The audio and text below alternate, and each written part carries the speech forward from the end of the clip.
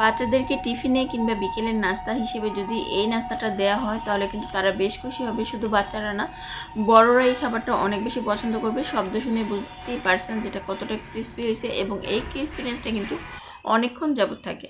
আসসালামু আলাইকুম, কেমন আছেন সবাই? তো আমি এখানে ছোটো সাইজের 5টা আলু নিয়ে নিছি, এবং আলুগুলোকে দেখতেই পাচ্ছেন আমি প্রথমে মাঝখান দিয়ে একটা পিস করলাম, তারপর সেই পিসগুলোকে আবার ছোটো আরও পাতলা পাতলা করে 4টা পিস করে নিচ্ছি। যাই হোক, দেখেই বুঝে নিচ্ছেন। আর আমি পিস করার কথাটা এখানে কেন বলছি, যাতে প্রত্যেকটা আলুর সাইজ একই রকম হয়। তো যতটুকু হয় আর কি, তাহলে ভাজলে কিন্তু একই রকমভাবে হবে। কোনোটা চিকন, কোনোটা মোটা হলে দেখা যাচ্ছে একটা তাড়াতাড়ি হয়ে যাবে আর একটা হতে দেরি হবে। তো তার জন্য তো এদিকে হচ্ছে আমি সবগুলো আলুকেই কেটে নিছি। এখন হচ্ছে আমি একটা ব্যাটার বানাবো, আর এই ব্যাটারটার জন্য অনেক বেশি ক্রিস্পি হবে। যাই হোক, প্রথমে আমি হাফ কাপ ময়দা নিছি, তারপর এখানে 3 টেবিল চামচের মতো কর্নফ্লাওয়ার নিলাম, এখানে হাফ চামচের মতো লাল মরিচের গুঁড়া দিলাম, আর দিয়ে দিলাম লবণ। তো তারপর এখানে অল্প অল্প করে পানি দিয়ে আমি একটা ব্যাটার তৈরি করব। আর ব্যাটারটা অবশ্যই অনেক বেশি ঘন বা অনেক বেশি পাতলা হবে না, জাস্ট এরকম হবে। তো এটা আমি একটা সাইডে রেখে দিব কিছুক্ষণ। তো তারপর হচ্ছে আমি আলুগুলোকে একটু সিদ্ধ করে নেব। আলুগুলো পানিটার মধ্যে আমি একটু লবণ দিয়ে দিলাম। যখন পানিটা বলক চলে আসছে, তারপর হচ্ছে এই যে আলুগুলোকে দিয়ে দিলাম। আলুগুলোকে দিয়ে মানে আমরা এখানে 80% এটাকে সিদ্ধ করে নিব। একেবারে অনেক বেশি যে ভেঙে ভেঙে যাবে এরকম সিদ্ধ করা কিন্তু যাবে না। তো যাই হোক, 5 থেকে 6 মিনিট পরে আমি চুলাটা অফ করে দিলাম, আর আলুটাকে একেবারে ঠান্ডা করে এখন এই যে ব্যাটারের ভিতরে দিলাম।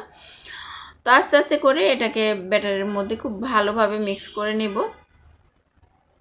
আর ব্যাটারটা কিছুক্ষণ রেখে দিলে আরও বেশি ক্রিস্পিনেসটা আমার কাছে মনে হয় যে ভালো হয়।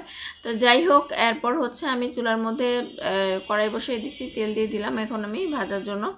আর তেলটাকে খুব ভালোভাবে গরম করে নিছি। যখন তেলটা গরম হয়ে যাবে তখন হচ্ছে আমি চুলাটা কমিয়ে দিছি। তারপর হচ্ছে এই যে অল্প অল্প করে আমি দিয়ে দিলাম এখানে আমাদের আলুগুলোকে।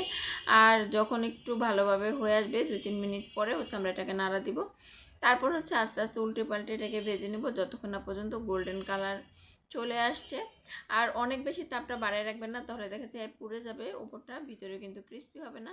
যাই হোক, আমার প্রথমে যেগুলো দিলাম সেগুলো ভাজা শেষ হয়ে গেছে। এভাবে করে আমি সবগুলোকে ভেজে নিছি একদম অল্প সময়ে। অনেক বেশি মজার একটা খাবার, যেটা কিন্তু না বাসার ছেলে বুড়ো সবাই পছন্দ করবে। আর আমার বাসায় তো নামানোর আগেই হচ্ছে শেষ হয়ে যায়। তো এই তো এটা হচ্ছে ফাইনাল লুক। সস দিয়ে খেতে তো আরও বেশি। একই খাবার কিন্তু আমরা রেস্টুরেন্টে গিয়ে চড়া দামে খাই, কিন্তু সেটা কতটা হেলদি আমরা কিন্তু জানি না। আর আমার কাছে তো বাসায় যেটা বানাই সেটা তার সাথে অনেক বেশি মজা লাগে। যাই হোক, আজকে এই পর্যন্তই। ভিডিওটা লম্বা করবো না। সবাই ভালো থাকবেন, সুস্থ থাকবেন এবং সবটা সাউজের পাশে থাকবেন।